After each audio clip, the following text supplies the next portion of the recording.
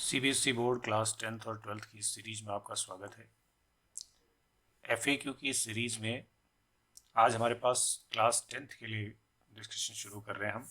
इसमें हम पहले भी बहुत सारे क्वेश्चंस डिस्कस कर चुके हैं, क्वेश्चन पेपर भी सॉल्व कर चुके हैं, स्टैंडर्ड और बेसिक दोनों तरह के मैथ्स में।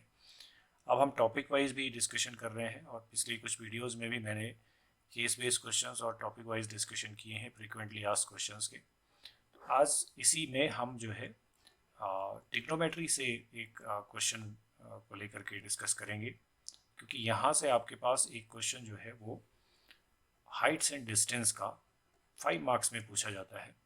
तो ट्रिग्नोमेट्री हमारा टॉपिक है। तो यहाँ से हम देखेंगे कि किस तरह का क्वेश्चन बोर्ड में पूछा जा रहा है और हम उसे कैसे सॉल्व करेंगे। तो कोशिश करेंगे, क्योंकि हाइट्स एंड डिस्टेंस जो टॉपिक है, यहाँ से आपका जो क्वेश्चन पूछा जाना है 5 मार्क्स में, उसमें आपको दो ही चीज़ों पर फोकस करना होता है, एक एंगल ऑफ एलिवेशन, दूसरा एंगल ऑफ डिप्रेशन।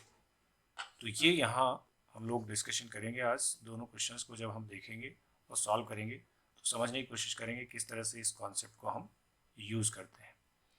तो ये हमारी कंटिन्यूसली सीरीज चल रही है सीबीएसई बोर्ड के स्टूडेंट्स के लिए, जिसमें हम sample papers, previous board papers, basic और स्टैंडर्ड दोनों तरह की मैथमेटिक्स के लिए case based questions and topic wise discussion कर रहे हैं, सो दैट आपका पूरा जो सिलेबस है वो कंप्लीट हो और उसका रिवीजन हो जाए और जो इम्पोर्टेंट क्वेश्चंस हैं वो भी डिस्कस हो जाए।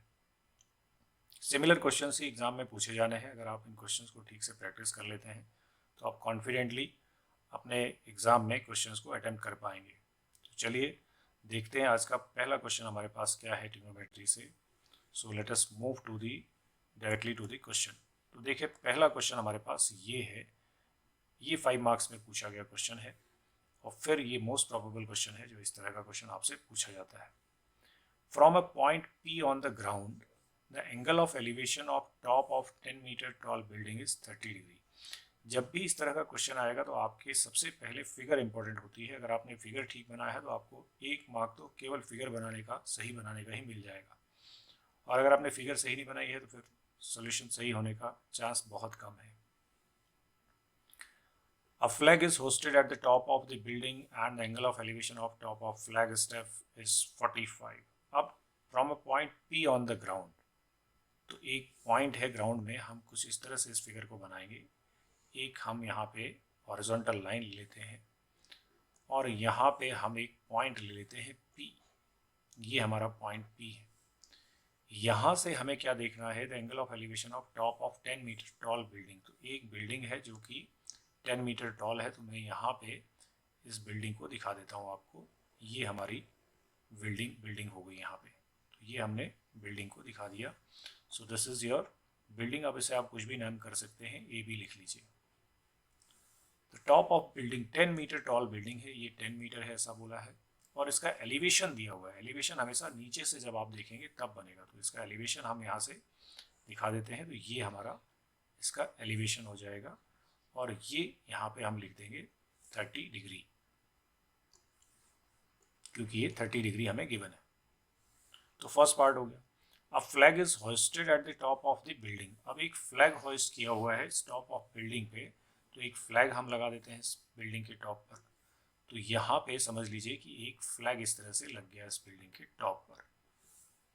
तो ये हमारा फ्लैग लग गया यहाँ पे। तो फ्लैग के लिए हम यहाँ पे मान लीजिए हमने सी लिख दिया, तो ये हमारा फ्लैग है यहाँ पे सी पॉइंट पे, यहाँ पे फ्लैग लग गया। तो flag is hosted at the top of building and the angle of elevation of top of the flag step from P is 45। अब P से हमने वापस देखना है किसे, इस फ्लैग को। तो जब हम फ्लैग को देखेंगे इस P पॉइंट से, तो ये हमारा जो एंगल बन रहा है ये भी हमको दे दिया है, दैट इज 45 डिग्री। ये पूरा एंगल हमारे पास 45 डिग्री है। इतनी चीज हमको बोली है। Find the length of flag step. एक तो हमें इस फ्लैग स्टेप की लेंथ बतानी है, जिसे हमने h मान लिया, ये वाली। ये ऑलरेडी आपके पास 10 मीटर है, ये आपको मालूम है। And the distance of the building from the point P, और ये x भी हमें पता करना है। So this is your correct figure. तो आप सही फिगर बना लेंगे तो आप क्वेश्चन सही से सॉल्व कर पाएंगे। तो यहाँ पे जब आप क्वेश्चन सॉल्व करेंगे तो अब आप देखिए, यहाँ पे लिख दीजिए लेट ए बी। ये कुछ चीज़ें अगर आप लिख देंगे तो और ज़्यादा इंप्रेसिव हो जाता है। A B is building, A B हमारी बिल्डिंग है and B C is flag staff. ये जो फ्लैग स्टैफ बोला हुआ है ये आपका बी सी है जिसकी लेंथ h है, of length h metre, h मान लिया हमने इसको, ठीक है। और लेट ए पी ए को हमने x मान लिया है तो इसको हम x लिख देते हैं। अब हम क्वेश्चन सॉल्व करेंगे, तो कैसे करेंगे जरा देखिए। सबसे पहले आप इस ट्रायंगल को ही यूज करेंगे जो नीचे दिख रहा है आपको, तो लिखेंगे यहाँ पे in triangle P A B. तो पी ए बी जो ट्रायंगल है इसमें आपको सिंपल tan 30 यूज करना है क्योंकि tan थीटा ही आपका यूज हो रहा है। tan 30 is equal to 10 upon x। This implies tan 30 की जो वैल्यू है 1 अपॉन √3 है, is equal to 10 upon x। This implies x is equal to 10 √3। वैसे एक पार्ट का आंसर तो यही आपका हो गया और आपको यहाँ पे √3 की वैल्यू दे रखी है तो हम 10 इंटू 1.73 लिख देंगे और इसे 17.3 मीटर लिख देंगे। सो योर फर्स्ट पार्ट जो कि डिस्टेंस पूछी है तो डिस्टेंस तो हमने निकाल दी यहीं पर। Distance of building from P is equal to 17.3 metre, ये आपका यहीं पर हो गया। इसी ट्रायंगल में सॉल्व करने से ये आपको आ गया। अब है हमें हाइट निकालनी है, तो अब हम जरा ध्यान से देख लें कि ये वाला जो हमारे पास ट्रायंगल है, जो दूसरा ट्रायंगल हम लोग लेने वाले हैं, दूसरा ट्रायंगल हम लोग कौन सा लेने वाले हैं, ये पूरा ट्रायंगल लेने वाले हैं, ये वाला। इसमें जो हाइट है ये h प्लस 10 या 10 प्लस h हो जाएगी क्योंकि पूरी हाइट आपको लेनी पड़ेगी। तो अब आप लिखेंगे इन ट्रायंगल PAC, इसमें tan 45 यूज करना है क्योंकि 45 एंगल है, is equal to 10 plus h पूरी हाइट है यहाँ से यहाँ तक, और अपॉन x है तो अपॉन x ही लिखेंगे। दिस इम्प्लाइज 10 45 1 होता है, 1 is equal to 10 plus h upon x। अब ये थोड़ा सा सिंप्लीफाई कर लीजिए और ये सॉल्व हो जाएगा। तो x इज इक्वल टू हो जाएगा 10 plus h, h is equal to हो जाएगा x माइनस 10, 10 को इधर शिफ्ट कर दिया तो x आपके पास कितना है, x है 17.3 minus 10 is equal to 7.3 metre. ये आपकी फ्लैग स्टेप की हाइट होगी। Therefore length of flag step is equal to 7.3 metre. इस तरह से आपका ये बहुत ही सिंपल सा सीधा सीधा क्वेश्चन है जो आपने सॉल्व कर दिया। अच्छे से देख लेना है कि क्या पूछा है। एक तो लेंथ ऑफ फ्लैग स्टेप पूछा है जो निकाल दिया हमने 7.3, और distance of the building from point P, ये दोनों चीज़ें हमने कैलकुलेट कर दी। तो ये हमारा इस तरह से एक क्वेश्चन जो है ये 5 मार्क्स का क्वेश्चन जो है तैयार हो गया। So let us move to another question. अब दूसरा क्वेश्चन देख लेते हैं कि दूसरा हमारे पास क्या है। दूसरा क्वेश्चन देख लेते हैं, ये हमारे पास दूसरा क्वेश्चन है। इस क्वेश्चन को देखते हैं इसमें क्या पूछा गया है। ये देखिए, as observe from the top of 75 metre lighthouse, high lighthouse from sea level. एक लाइट हाउस है जो कि सी लेवल से 75 मीटर की हाइट पर है। The angle of depression of 2 ships, 2 ship हैं जिनका एंगल ऑफ डिप्रेशन दिया है। If one ship is exactly behind the other on the same side of light house. पूरा क्वेश्चन पढ़िए तभी आपको चीजें समझ में आएंगी। Find the distance between the 2 ships, distance पूछी है। तो फिगर किस तरह का है पहले इसको समझ लेते हैं। ये हमारे पास एक लाइट हाउस है, ठीक है, और ये सी लेवल है, ये हमने सी लेवल दिखा दिया। अब जरा देखिए, ये जो लाइट हाउस है इसकी हाइट हमारे पास है 75 मीटर, ये हमको दे रखी है, तो हम इसको ए बी मान लेते हैं। और 2 शिप हैं जो कि सेम साइड है, same side of the light house है, तो सेम साइड में एक यहाँ पे मान लेते हैं, एक यहाँ पे मान लेते हैं। P and Q R positions of the 2 ships. अब डिप्रेशन है तो डिप्रेशन ऊपर से देखने पे बनता है, आपको मालूम है कि डिप्रेशन यहाँ से बनेगा।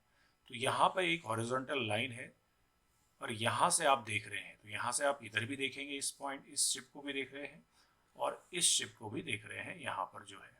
तो दोनों शिप्स को आप ऊपर से देख रहे हैं, तो यहाँ पे डिप्रेशन बनेगा। तो जो आपके दोनों डिप्रेशंस हैं 2 शिप्स, एक तो 30 है, तो यानी तो दूर है, यानी जो कम एंगल होगा वो 30 होगा, जो नज़दीक आप देखेंगे तो वो 45 बनाएगा। सिंपल है। और ये एंगल अल्टरनेट है, तो यहाँ 30 हो गया और ये पूरा इसके 45 हो गया। ऐसे ये एंगल, तो नज़दीक वाला जो एंगल है वो ज़्यादा होना चाहिए। यहाँ 30 यहाँ 45 नहीं लिखेंगे, गलत हो जाएगा, क्योंकि जैसे जैसे आप इधर बढ़ेंगे तो ये एंगल यहाँ पे 90 पहुँच रहा है, तो इधर को 90, इधर को ज़्यादा होगा, इधर कम होगा, दूर जितना होगा एंगल कम हो जाएगा। ये डिस्टेंस को हम x मान लेते हैं जो शिप्स के बीच में है। तो यहाँ पे एक शिप है और एक शिप यहाँ पे है, ये दोनों शिप्स आपको दिख रहे हैं। ठीक है, ये 1 हो गया, ये 2 हो गया, एक दूसरे के पीछे है।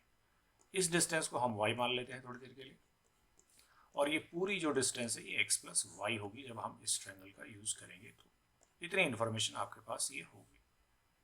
अब फिर मैंने आपको बताया वही करेंगे, आप लिख देंगे थोड़ा सा। Let A B is a lighthouse, A B जो है वो लाइट हाउस है, ऑफ हाइट दे रखी है हमको उसकी 75 मीटर। इसके बाद P and Q are 2 ships, ये 2 शिप्स हैं P एंड Q, ठीक है, पोजीशन है शिप्स की। And P Q is equal to x मान लिया है and A P is equal to y मान लिया है। इतनी चीज़ आप सपोज कर लेंगे। अब आप ट्रायंगल यूज़ करेंगे। सबसे पहले कौन सा ट्रायंगल लेंगे? इस ट्रायंगल को यूज़ करेंगे। In triangle A P B 1045 is equal to 75, ये 75 है height, upon y. This implies 1 is equal to 75 upon y. This implies y is equal to 75. तो ये तो आपका निकल गया 75, लेकिन हमें x पूछा है तो हम दूसरा ट्रायंगल लेते हैं। In triangle A Q B triangle देखते हैं, यानी कौन सा ट्रायंगल है। मैं आपके लिए इस ट्रायंगल को शेड करूंगा तो ये आपको पता चलेगा। ये वाला ट्रायंगल हम ले लेंगे दूसरी बार में, जिसमें 1030 हम यूज करेंगे, इज इक्वल टू 1030 में क्या आएगा 75 अपॉन परपेंडिकुलर अपॉन बेस क्या है पूरा x प्लस वाई, ये x प्लस वाई यूज करेंगे। अब इसे हम सॉल्व करते हैं। 1 अपॉन root 3 is equal to 75 upon x plus y. Further simplify करें, क्रॉस मल्टीप्लाई, तो x प्लस वाई इधर आ जाएगा, ये 75 रूट 3 यहाँ चला जाएगा। This implies x is equal to 75 root 3 minus y, और y तो 75 ऑलरेडी हम निकाल चुके हैं। So this implies x is equal to 75 root 3 minus 75। 75 को कॉमन ले लेते हैं, बचता है रूट 3 माइनस 1। अगर हमें रूट 3 की वैल्यू नहीं दी है तो फिर यही हमारा आंसर हो जाता, बट यहाँ पे रूट 3 दिया हुआ है। सो let us put the value. x is equal to 75 1.73 minus 1. This implies 75 into 0.73। ये हम यहाँ पे मल्टीप्लाई कर लेंगे, तो 75 है और 73 से आप मल्टीप्लाई कर रहे हैं, तो 3 5 जा 15, 3 7 जा 21 और 22, 7 5 जा 35 एंड 7 7 जा 49, 49 और 3 52। तो इसको जब आप कर लेंगे तो ये 5 आ जाएगा, 7 आ जाएगा, 4 आ जाएगा, 5 आ जाएगा, 2 प्लेस डेसिमल है तो 54 ये आपका आ गया। x is equal to 54.75 metre. ये अब आपकी डिस्टेंस बिटवीन 2 शिप्स आ गया। यहाँ लिख भी देंगे हम, therefore distance between 2 ships is equal to 54.75 metre. ये अब आपका आंसर हो गया। एक बार और हम देख लेते हैं, कुछ और पूछा है क्या क्वेश्चन में, या इतना ही है। तो ये आप देखिए, फाइंड, यहाँ पे लिखा हुआ है find the distance between the 2 ships. केवल डिस्टेंस ही आपसे पूछी है, जो कि हमने कैलकुलेट कर दी है 54.75। इस तरह से हमने दोनों तरह के क्वेश्चन, यानी एक में हमने एलिवेशन बेस्ड क्वेश्चन डिस्कस कर दिया, एक में हमने डिप्रेशन का क्वेश्चन भी डिस्कस कर दिया। तो ये मोस्ट इम्पॉर्टेंट क्वेश्चन है, और ये क्वेश्चन जब आप अच्छे से समझ जाएंगे तो आपको कोई दिक्कत नहीं आएगी जब आप एग्ज़ाम में क्वेश्चन को अटैम्प्ट कर रहे होंगे, क्योंकि एलिवेशन और डिप्रेशन 2 ही कॉन्सेप्ट इसमें यूज होने हैं। एलिवेशन हमेशा नीचे से देखेंगे आप जब तब बनेगा, और डिप्रेशन आपका जब आप ऊपर से देखेंगे तब बनेगा किसी ऑब्जेक्ट को। तो ये हमारा ट्रिग्नोमेट्री का डिस्कशन था आज का। तो मिलते हैं नेक्स्ट वीडियो में एक नए टॉपिक के साथ में कुछ नए क्वेश्चंस को लेकर के। तब तक के लिए नमस्कार।